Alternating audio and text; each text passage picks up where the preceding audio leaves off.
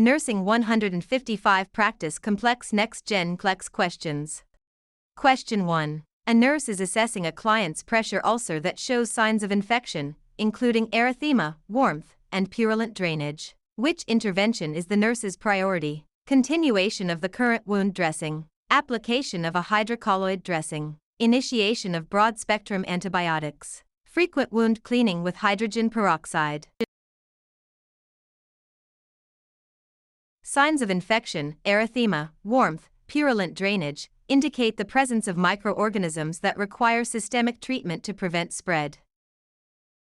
Question 2. A client with a diabetic foot ulcer is prescribed a moist wound healing technique. Which explanation best describes the rationale? It prevents bacteria from entering the wound. It promotes the formation of a scab over the wound. It facilitates faster wound closure through epithelialization. It reduces inflammation and pain in the wound.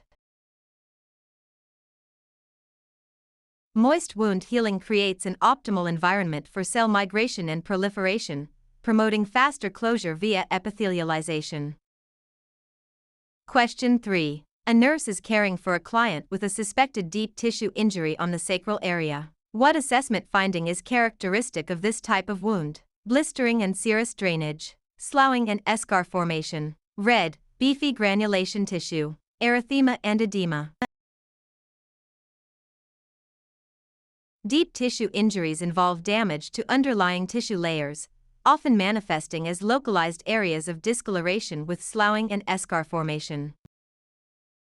Question 4. A client with a traumatic open wound has irregular, jagged edges with tissue loss. This wound is best described as a laceration, an abrasion, an incision, an avulsion. A laceration is caused by the tearing of skin and underlying tissues, typically resulting in irregular and jagged edges. Question 5. A client with a pressure ulcer is treated with a collagenase enzyme ointment. What is the primary purpose of this ointment? To provide a barrier against moisture, to break down necrotic tissue, to promote granulation tissue formation, to reduce inflammation and pain. Collagenase enzyme ointments are used for enzymatic debridement to break down necrotic tissue, allowing healthy tissue to regenerate. Question 6. The nurse instructs a client to change a surgical wound dressing using aseptic technique every 3 days. What is the rationale? To ensure the wound remains dry, to minimize the risk of infection by preventing contamination, to allow for adequate air exposure, to promote the formation of granulation tissue. Aseptic technique during dressing changes minimizes the introduction of microorganisms into the wound, reducing infection risk.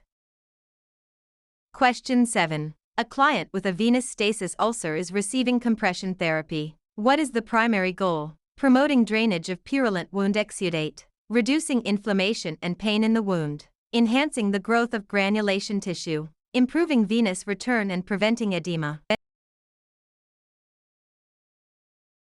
Compression therapy improves venous return and decreases edema, which enhances healing by promoting proper circulation. Question 8. A client with a large burn injury is undergoing wound care with autolytic debridement. What does this involve? Surgical removal of necrotic tissue, application of chemical agents to dissolve dead tissue, use of enzymes to digest necrotic tissue, mechanical removal of debris from the wound. Autolytic debridement uses the body's natural enzymes to break down and liquefy necrotic tissue over time.